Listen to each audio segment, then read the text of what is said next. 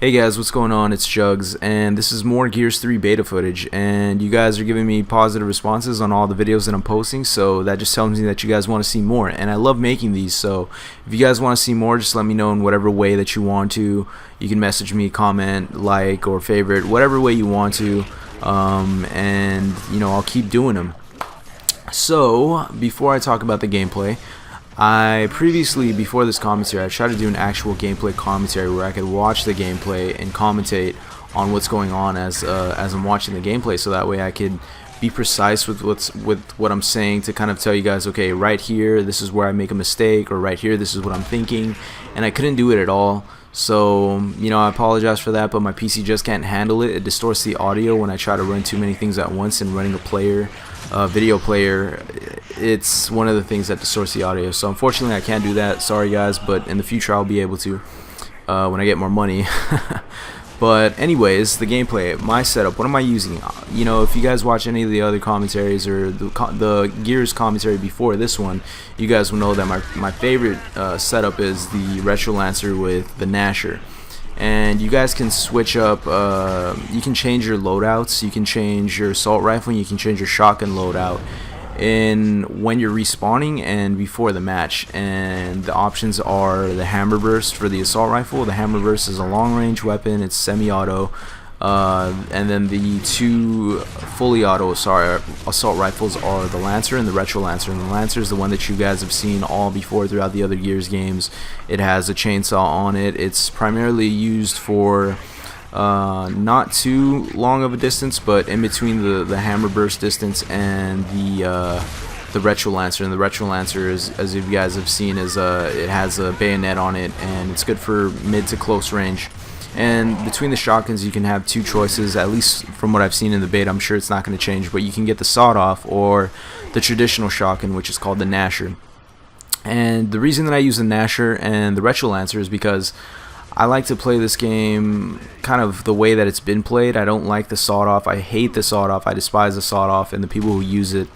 And the way that I've found to actually to ease the frustration, to be able to work my way around the sawed-off users who stay behind corners and just spray from the hip and get you as you run by, and they don't even have to aim or anything. The way I work around that is I use the Retro Lancer as my primary weapon. I run around with it.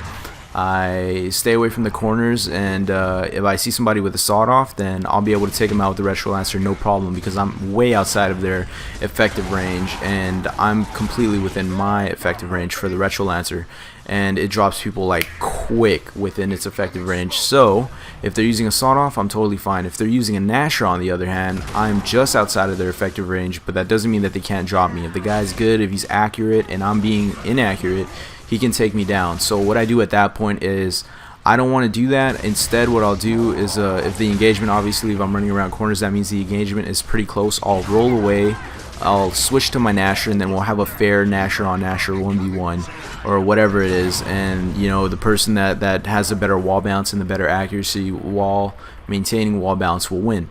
And that's the way I avoid the sawed-off users altogether. I'm hoping that I don't have to avoid the sawed-off users. I'm hoping that in the future they'll find some kind of balance to it. It's not unbalanced, but the thing about it is it's really noob friendly. So like I said before, unless you get really competent with the Gnasher, you're gonna die by people that are way below your skill level that use the sawed-off, and that can be really frustrating. So I hope they do something about that. But until then, I'm going to use this setup, and I love this setup.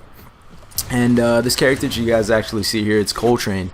If you guys remember Coltrane from the other Gears, the Gears games, that guy is a fucking beast. And I'm actually using his his thrash ball setup that you can only get through the beta, from what I understand. And I fucking love it. I love this little costume that he has. I'm not like too big on action figures and dressing up dolls and shit like that, but I love my little avatars in the game and looking like a badass. And Cole definitely looks like a badass in his football gear. And one of the other things that I wanted to talk about was controlling the engagement. Obviously, if you want to learn about Call of Duty controlling the engagement, you can go watch Woody's Gamertag. He'll tell you how to control the engagement in every single fucking video that he's ever released. But in Gears of War, there's not as big of a community for it, so I figured, I'd talk about it a little bit. And you guys will see throughout this gameplay. I'm not going to be able to tell you when exactly it's happening, unfortunately, because I'm not looking at any video. It's the only way that I can maintain a steady audio recording.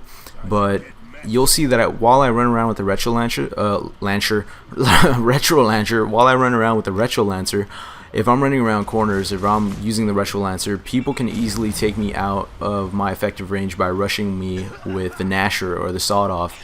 And you'll see that instead of trying to, you know, if I haven't locked my reticle on them from their distance while they're sprinting, if I'm not going to be able to put them down from where they're sprinting at me from, then I'll immediately roll away, I'll wall bounce, I'll get behind cover, I'll juke them out, and it's all in the effort to recontrol the engagement to make sure that my weapon wins in the distance between me and him. Because in Gears of War, it's not like Call of Duty. In Call of Duty, almost, you know, generally, when you compare the two, you can use any weapon to take anyone out from almost any distance if you're using standard assault rifles or even SMGs, really.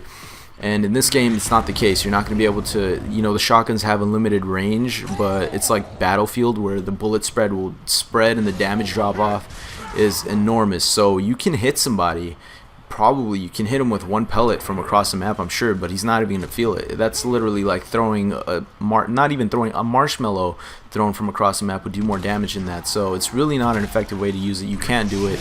The shotgun has a very specific range, a very specific range of effectiveness, and so one single roll away can easily put your enemy out of his effective range if you're using the retro lancer and he's using the shotgun, and that puts you in your effective range. So that's exactly why you'll see that when I take somebody out, their teammate comes to rush over me around the corner, I'll roll away, control the engagement, put him down, or at least get shots into him so he can run away. If he's a smart player, he'll roll away and hopefully wait for another time that he can come up and surprise me, and if not, then he'll keep running at me and I'll just drop him. And that's essential. So anytime you're using anything, you have to really know the weapon that you're holding. If you're using the hammer burst, you're not going to want to get in the thick of things. You're going to want to stay back with that thing, because that is a long distance gun unless you're using a modded controller, and damn you if you are.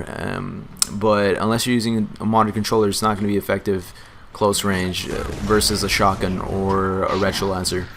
And so that's definitely one of the things about this game that's most important, is using your environment, learning how to roll bounce, which is essentially the equivalent of drop shotting, and understanding what weapons you're holding, and that will definitely be your key to success. And after that, it's just repetition, just learning how to play, learning how to catch a steady beat on people, finding your sensitivity, so you can trace people that are you know, wiggling out of your way and making the right decisions. You'll see in this game that I get raped. I think it's near the end where I'm shooting at somebody, I drop them from near our spawn, and then we all spawn together, so there's like 3 of my teammates behind me, and you think that you're safe, but really you're not safe, because your teammates, if you're playing with randoms, they are dumb fucks, and so you can't even assume that you're going to be okay if there's 3 or 4 or even 10 of them behind you.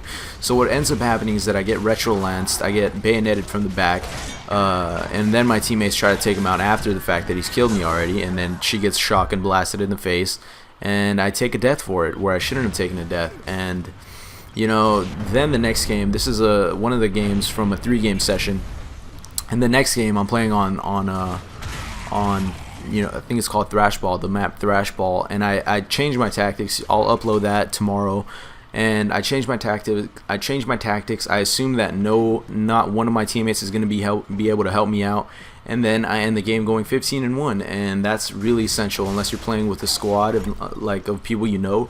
Just assume that nobody's going to be able to help you, because in multiplayer a lot of times people won't pick you up, they'll steal your kills, they'll just be all around douchebags.